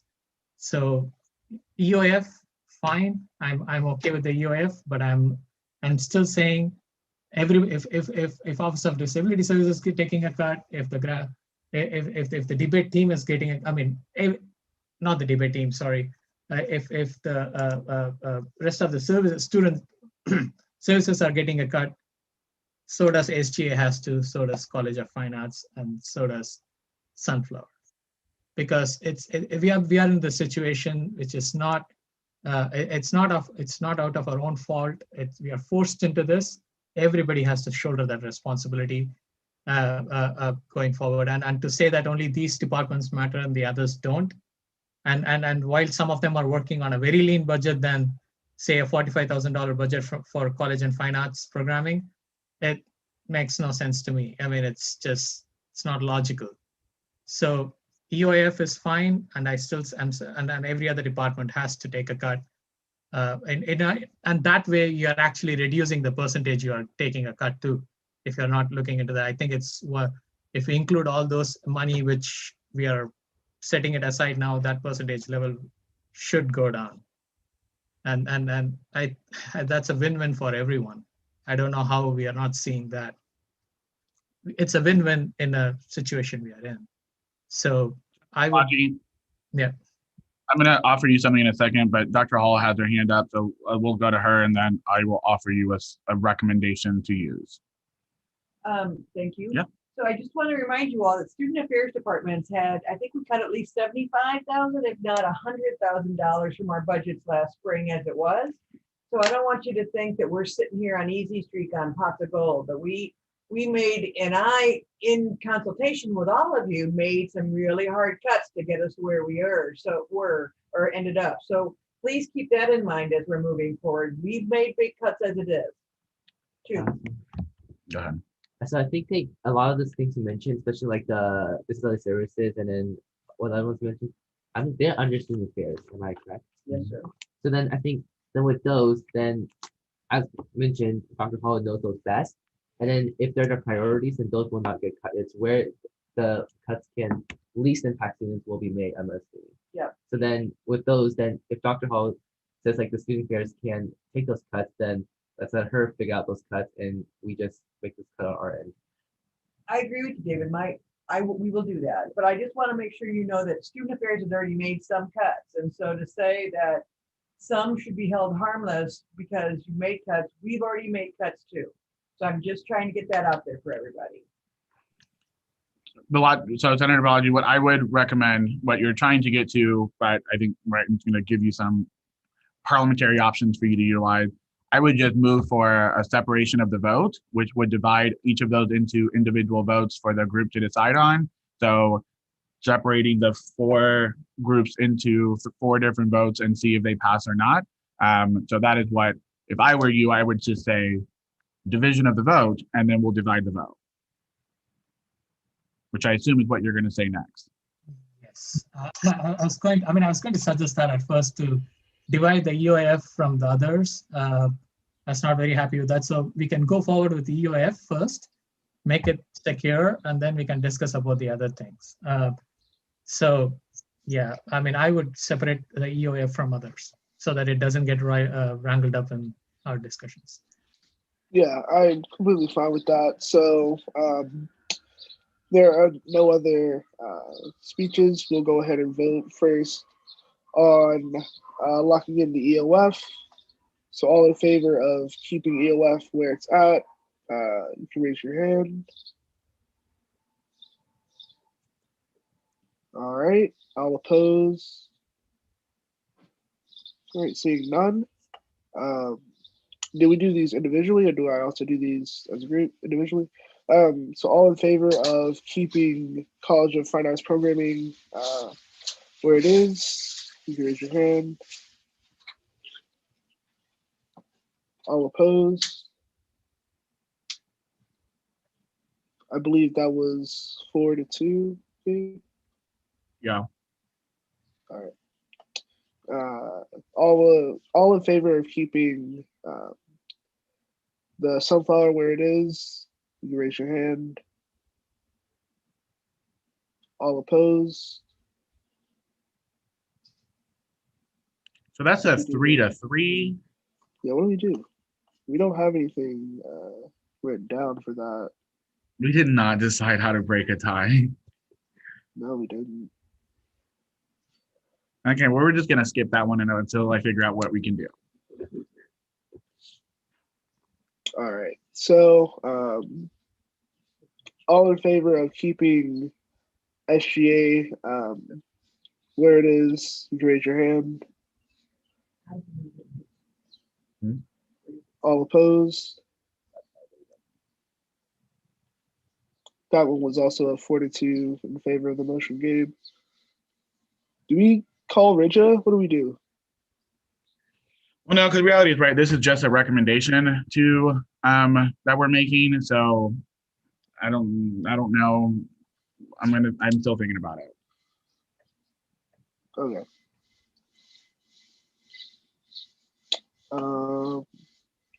So as of right now, we have locked in ELF, College of Fine Arts, and SGA.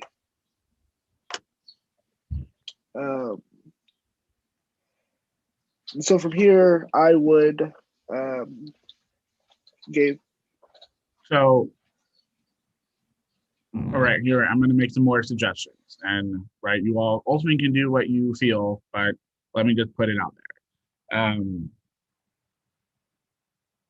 I think we need to consider right, Senator Balaji had a point. I think we need to consider the potential, and I don't want to make our decisions based off of optics, but I mean, right, it's an optic decision that we're making here. So I would I would recommend you all consider the decision of not treating everything the same when it comes to reduction, in recognition that I understand that some departments, right, everyone took a cut. If we're being fundamentally honest, in this past year, there were reductions and then there were rejections to request increase this past year, because that's just what we decided to do. So I would challenge you all to consider that decision of, by making this decision of saying these 4 groups or these 5 or whatever ones we're blocking from reduction, what makes them different than everyone else. However, I would also re-challenge us to consider that, right, there are some areas who don't have the same resources as others, right? There are some groups who do not have reserves that other departments who are taking a cut can dip into, right? So I think there's that sentiment that we have to be considerate that even a percent cut for a 1.8 to everyone, some departments can make that up for the year.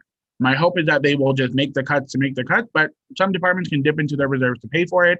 Others cannot.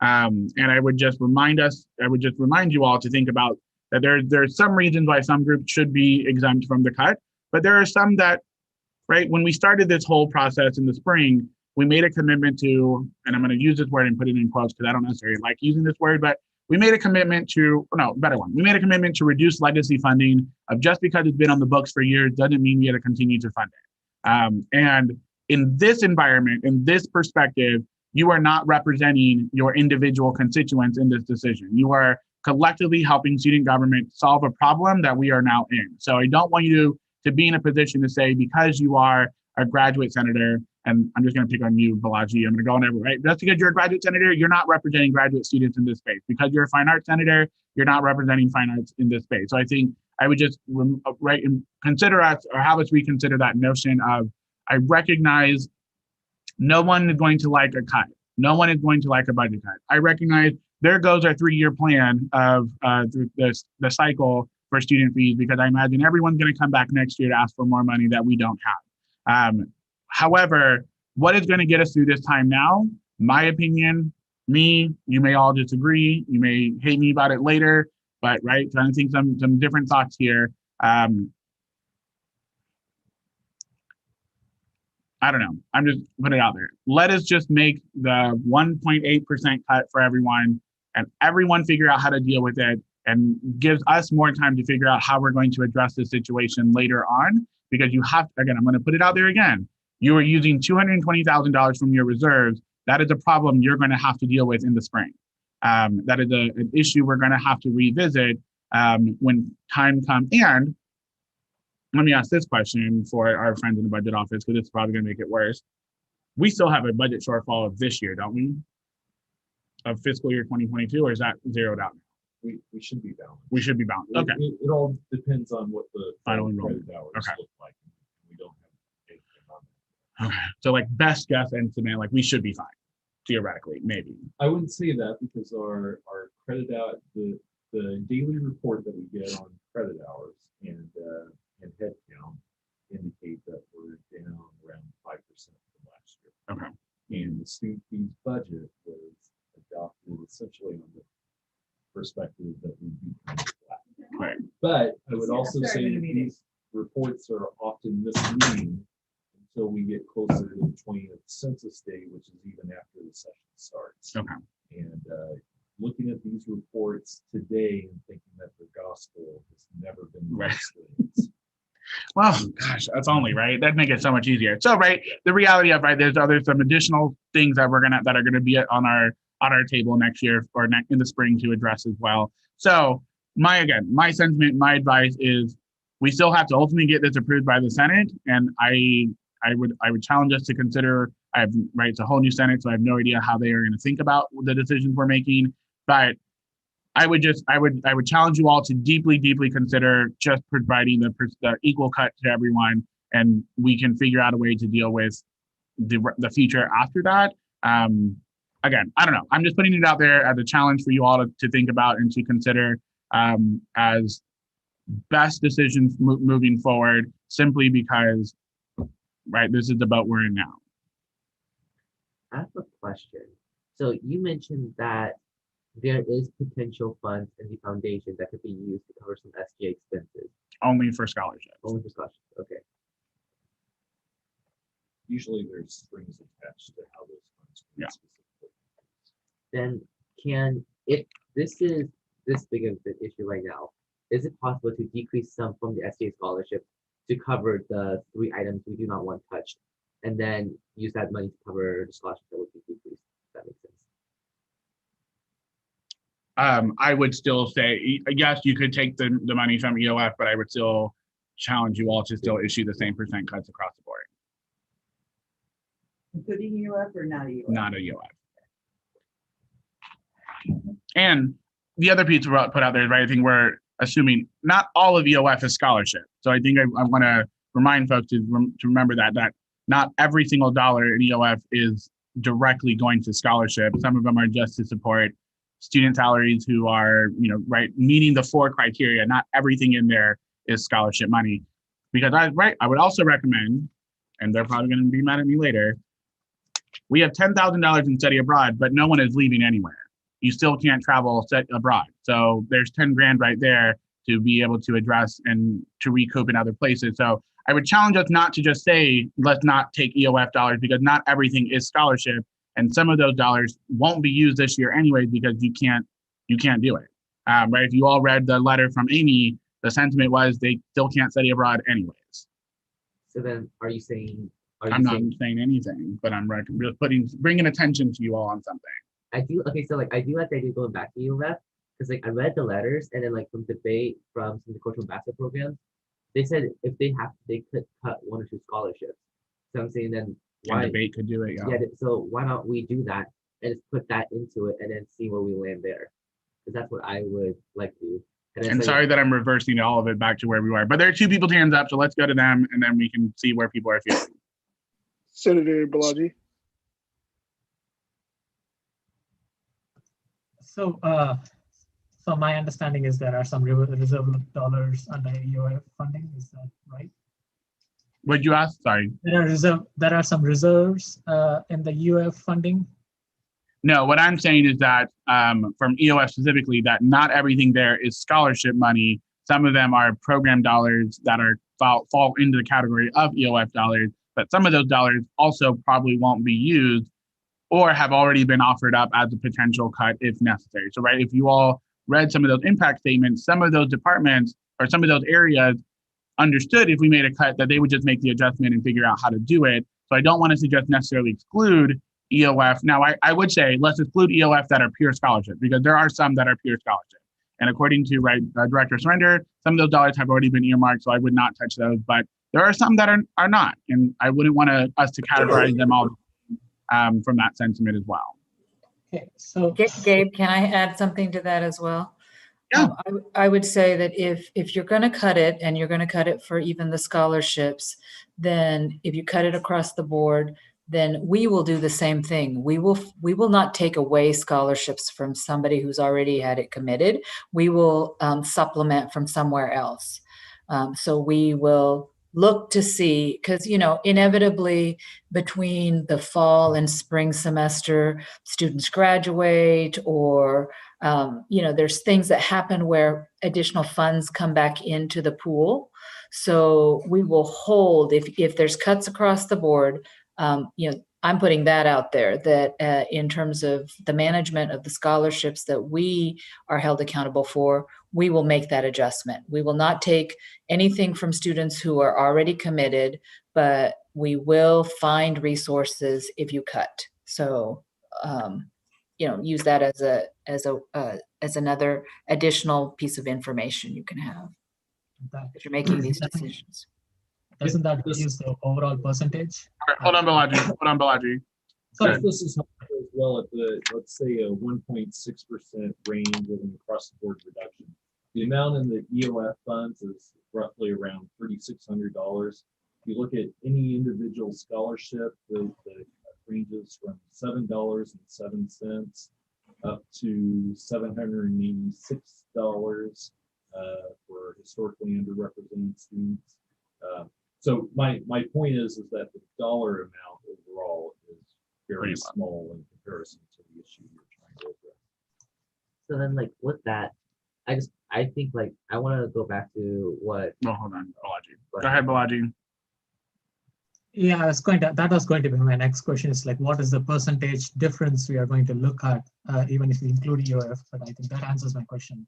It's not going to be a big difference. They are going to take Michelle, more. sorry. Michelle, you had your hand up earlier. Do you still have something? Yes, I wanted to ask for a motion where we give each department a criteria in addition to the 1.8 budget cuts. And if they are unable to, sorry, let me rephrase that. So we ask the departments to make the cut, that's the 1.6 or 1.8%. And if they're unable to meet that, they could ask the Senate or the student government for a waiver on the budget cut, depending on certain criteria, as in like this much funding is going for paying salaries versus this much is going for office supplies and stuff. So we could see them on a case-by-case basis rather than just a blanket approach to 1.6% cut. We theoretically already asked that in their impact statement. So we provided them the opportunity to present what those cuts look like and how they could and where they would come from. And some departments laid out, so if we took this, it would equal into eliminating this. So I would say that some groups already, or some departments, and a good number of them already presented us with that information in the statements that they presented. Yes, but that was some departments. I prefer if all the departments could give us the statement so we know what they're working with. And in the future, if they do have to make cuts or if they do need more funding, we'd have a document to go by based on this year's statement.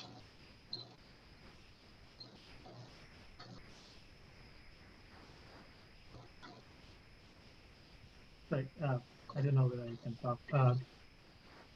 that's, I mean, that would be the most logical way we will move forward. But the thing is, the money has to come from somewhere, and I'm worried that who will shoulder that responsibility. Say if some department comes and says, "Oh, we need $1,000 to or $2,000 to keep us," I mean, which is too low, but still to keep a student position, that money has to come from somewhere else. So I think what we should keep in mind is that the decision which we are going to take today is going to affect a lot of people, including students and non-students. So we cannot. I mean, the one reality we know is we cannot save every job out there at this point with the current budget cuts which you are looking at. But we make it as equitable as possible, and I mean, even though that's a nice way to go, but the thing is, somebody else has to shoulder the responsibility, unless otherwise we identify who is going to take responsibility for that funds. We cannot go down that route where we ask people why they can keep the money or why they cannot keep the money. Does that make sense? Yes, I agree. But what I'm trying to say is we should also establish a criteria, especially when we're trying to see what department gets saved and what department doesn't get saved in terms of funding. So it'll be, we could, by having a criteria, it's easier for us to say, this is the reasons why we said this department doesn't need to cut 1.6%, as opposed to just saying, hey, we want to save this department, and this is the funding, and this is why we need to save them, and not have any precedent to follow for the upcoming years as well. So I think it's important that each department sends us a statement saying, this is the funding, this is why we're not able to cut it, this is where it's going to be affecting us, and maybe these are the solutions we could implement. So going forward in the future, if we do have more budget cuts, we'd have this kind of document to say that they've already done this much, this isn't possible anymore, we need a different solution. Because I'm trying to set a precedent, because if the future we still need to cut more, we can't be spending so much time just looking at line items and saying, hey, they need to take a cut across the board. We'd actually know which department's losing money where and why they need more funding. I think that's a good future thing. I don't think that's a solution for now, because we don't. Time is not of our friend right now in setting this decision. So while I think that future forward, that could be a good idea and a good suggestion that we can engage with, I just don't think that we have time on our hands right now to. I think it's again a very good perspective, very good point. I just don't think we have the time to ensure that we can do that with the limitations that we have in our hands right now. So I want us to. I'm going to bring us back and trying to get us to where we need to go as best as possible. So, are there any final thoughts before I think we should just start making some decisions or make some recommendations instead of trying to go all around the table of trying to do something. So I think we need to start making some recommendations and go from there. David, I was gonna ask real quick, David, what is our timeline?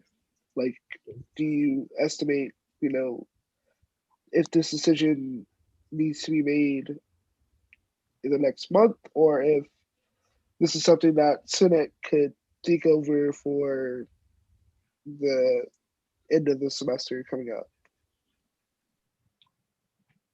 So I think maybe there's two different ways to think about this. One is what Gabe outlined in the beginning regarding your guys' journal and requirements if you have an unbalanced budget. Now, I'm not an expert in those, but it sounds like action needs to be taken relatively quickly once that was discovered. The other perspective possibly to think about this is, from my understanding, you guys already have made some decisions to mitigate the overall issue by dedicating I believe it was the $220K from the FERC funding. So that means that if there's the perspective that the rest of the funding is going to be made up with cuts, then the departments could be advised if it was an across the board reduction, this is the amount that would come that they would need to be planning for pending a final decision by SGA of what those cuts would be. So I think from that perspective, that does buy you some time and options. But I am not an expert on what your journal kind of requires or steps for you to go through. So I might defer to Dave on that question. So our rules say that you cannot start, which we're right, we've already started the fiscal year, but we cannot go into the year without a balanced budget. And so as best as possible from this process, right? We know that it won't be necessarily balanced based off enrollment, but I highly suggest, because the Senate is coming back into session next week to vote on your recommendation, I highly suggest you get it done today. Mainly also because I don't think it's fair to give departments a couple of weeks to get, right? If you delay it any further, I don't think it's fair to departments to say, hey, you have a X amount of cut you need to make it now a week before classes start, or 2 weeks before classes start. So I would say the timeline is ours because it's our process needs to get us there. But in recognition that, right, we get one chance with the Senate next week, and then Bridget still has to approve it, and then ultimately so does the president. So I think there are things that processes that are coming up that we need to adjust or be cognizant for that. Senator Balaji. I have a suggestion. So since we all want the cuts to be equitable and not to overstress people who are already in a very lean budget, the one thought process which I had was whatever is a particular organization's or line items percentage from the overall budget is, we take that much percentage. I mean, they take that much percentage of the cut. Does that make sense? Say, for example, this is just a pure example. If an organization is asking for, say, $50 out of the $100 total budget, and we have, say, a shortfall of $2, then they take a budget cut of $1. Does that make sense? What I'm saying? So whatever is that percentage in the total budget is, that percentage of the cut they have to own. Is that making sense to anyone? I mean, I'm just making sure.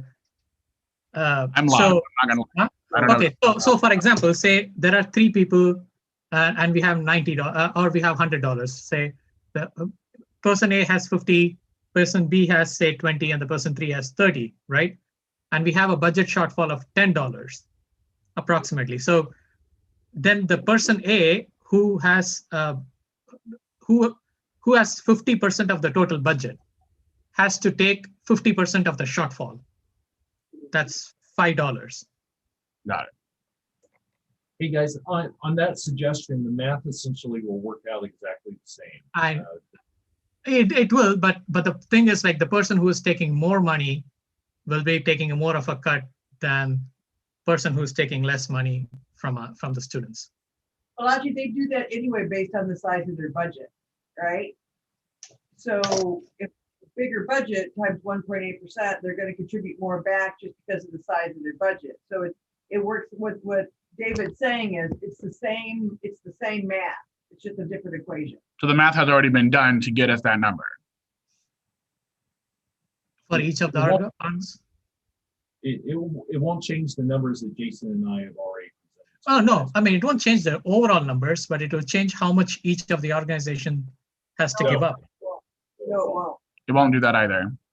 No, because that your idea is already being figured out by the across the board cut, because the 1.8% is instead of saying everybody gets cut $2,000, which is different than everybody getting cut 1.8%. Oh, percent. Okay. That difference is already happening. But I think. Go ahead. Oh, I was just gonna say, I think that's something that we talked about last year, which is how we got to the flat percent, because I know that at first last year we cut like $1,000, I think, or something like that. And for smaller budgets, $1,000 is most of their budget. While with this percent, it kind of helps out those smaller budgets to save a lot more, while the bigger budgets obviously give a lot more, as well as that what Dr. Hall was saying. Okay, so Zach, if you don't mind, I'm going to start throwing some recommendations. I think let's start from the top again, work our way down. But I'm just going to start putting some thoughts out there. So if our current percent, if we already settled on the 220, that means that it's a 1.8% for everyone else. So my recommendation. Is it 1.8?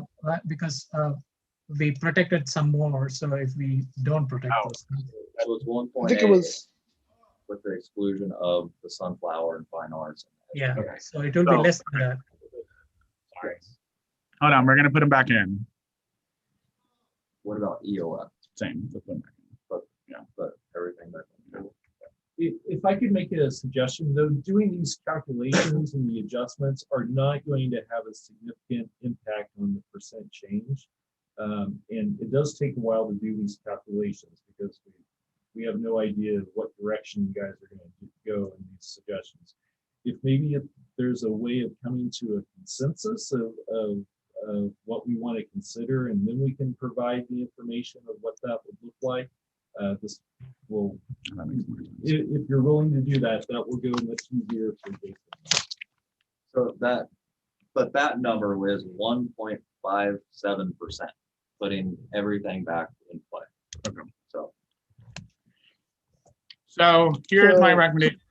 Sorry, guys, Zach. I was just gonna say, we've heard from Shilu that even if EOF isn't covered, they have ways of making up that money, and I trust her in that sentiment because she knows best about scholarships at EOF.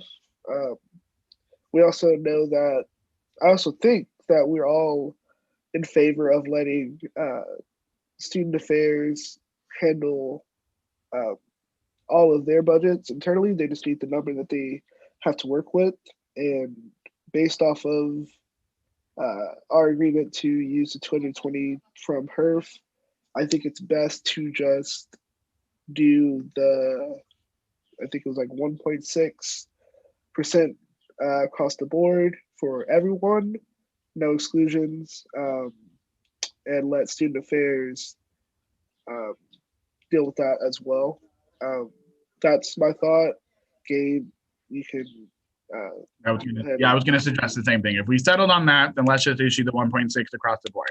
And instead of us settling in the student affairs numbers, here's the pile, here's the difference. Student affairs figure out who they're gonna take it from, and then we will present to Senate that we've issued a 1.6% cut across the board. All right. And the one, correct me here if I'm wrong, that's with no EOF with the 220K. that's what I have. Is that what you guys are talking about? So they're- Or restoring the cuts? Restoring the cuts to EOF. Okay, hold on, that percent might be different. Yeah, it's restoring all the cuts So it's a cut across the entire student fee budget. across the entire student fee That budget. includes EOF. Yes. So I have 1.57 for that number. Yeah. So 1.57 to 1.58 to 1.57. Probably something. 1.62, 1.58, I think was at the 200K number. You gotta make sure we're at the 220. Right, Yeah. the 220 is the 1.57 versus 1.62. We're kind of splitting hairs here Yeah. on these adjustments. They're not significant changes. Yeah. that we're talking. Yeah. So before I make my motion, I already know the answer, but Dr. Hall, you're fine with letting student affairs handle that internally. Yes, sir. All right.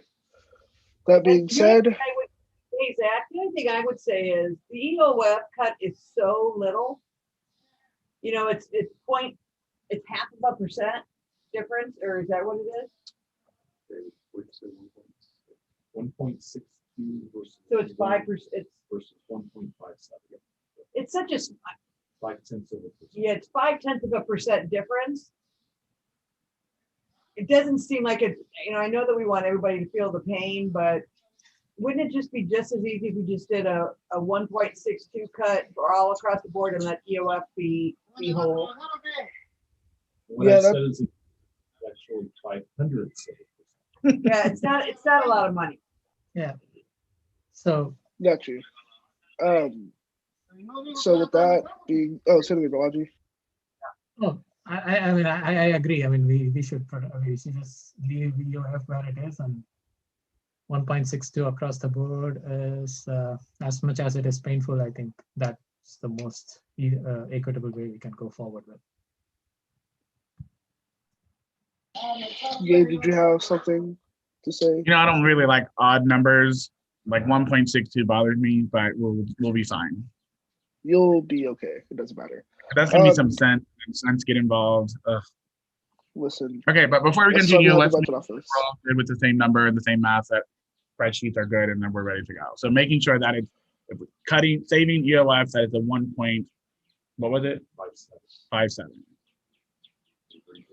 thought it was 1.62. It's 1.62. Okay. Oh, sorry, okay. Okay, so it's it would. It's 1.62. Yeah, yeah. I said it. Okay, right. 1.62. I was like, look at that math. Okay, so saving EOF. So if you don't eliminate any funding from EOF, it's a 1.62% cut across the board for everyone else. Yeah. Senator Balaji. So now do we have to undo what we did? Yeah, so I was just gonna rescind my motions of saving. I think we only passed Campus Rec and SGA. So I'm not an expert in Robert's rules, Gabe, but can I just like take that motion back, or since we voted on it already, what do we do? No, let's yeah, well, you need to move to strike. Yeah, move to strike the previous vote, and then let's vote on that to eliminate that vote, and then we'll reissue a different one, because you technically already voted on it, so now you need to remove it. So your motion would be you move to strike the previous vote, get that seconded, vote on it, and then you can restate your new motion with the 1.6.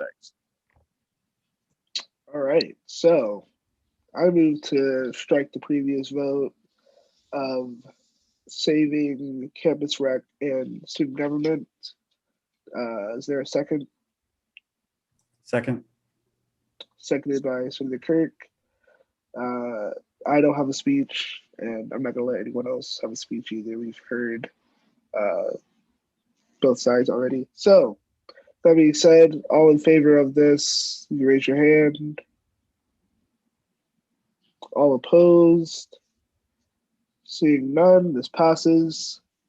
So now I move to issue a 1.6% cut across the board to every line item except for EOF. Is there a second? Second. Seconded by Senator Balaji.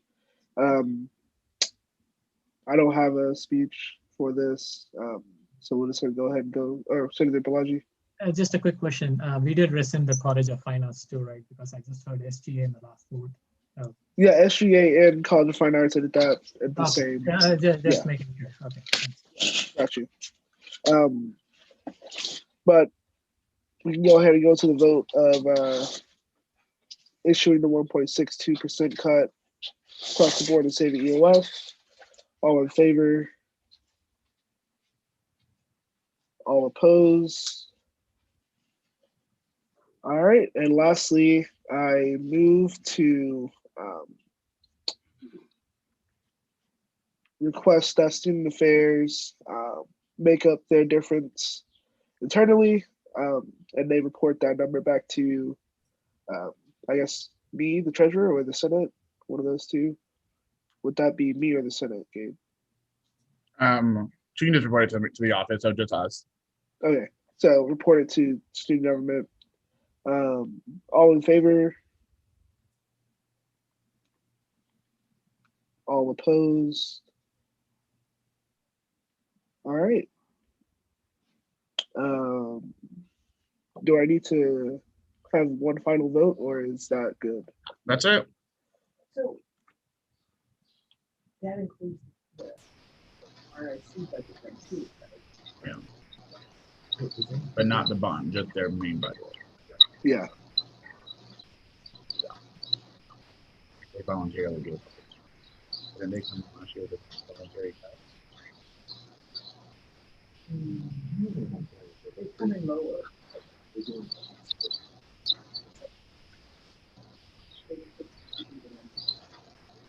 Okay, we can go ahead and adjourn and be done. All right. Senator Baston. Yes, I just had a quick question. Where do we stand on having like a criteria for budget cuts? If in case a department says they can't make it?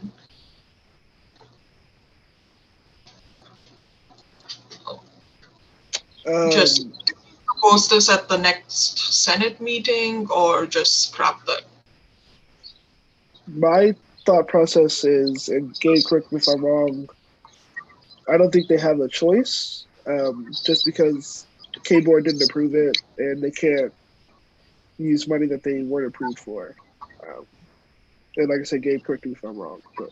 No, that's correct. I think, Michelle, again, what you're trying to address, I get it.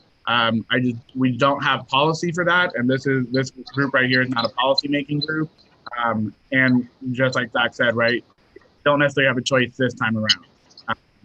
We're all given the heads up that there was the potential of cuts and that they should be prepared for cuts. Right, we gave them the 4 to 5%, but now they're only getting a 1.6%. So these areas are just going to have to make that adjustment because what was said earlier by Balaji, the money is going to have to come from somewhere. If they don't make the cut, if we allow them not to make the cut, then we are on the hook for that and not anyone else. And so while I understand the sentiment, that is just not an option at our disposal at the moment. However, right, future forward, if we want to look at future discussions about how to address this, then sure, I would think that would be something the Budget and Finance Committee can work on and address. But at this moment, that we just don't have that at our disposal. And nor do I think it would be a good suggestion at the moment to do so. So Michelle, since Student Affairs is going to be doing cut for this, I can't promise that it's going to be a 1.6% cut across the board for all Student Affairs units. Because some units might have to have a bigger cut in order to prioritize some of the things like hiring a doctor or some of the counselors, the multicultural counselors we want to hire in the counseling center. And so some are going to have a greater cut, might be 2 or 2.5% versus a 1.6, but we will make decisions based on priorities and the best way to serve students, as we believe.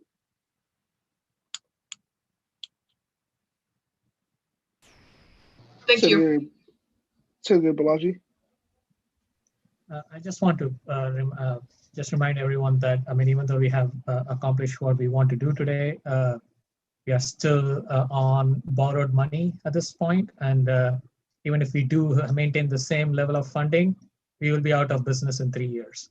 So we have to keep that in mind. Where's the positivity?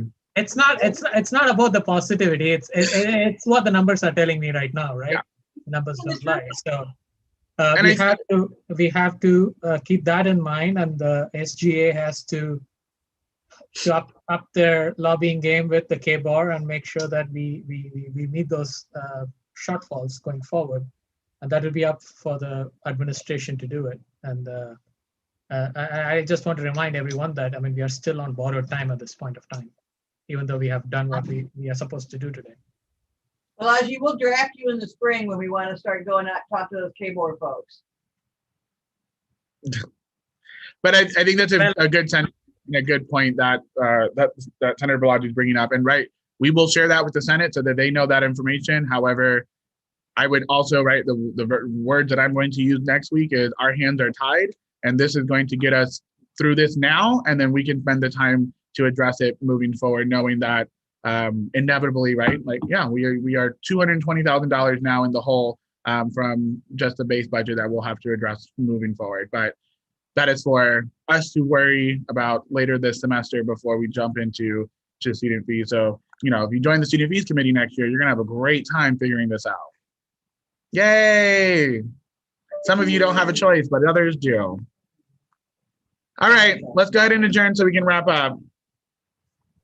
All right, with that being said, this meeting is adjourned at 11:11. You all have a great rest of your day. Bye, everyone.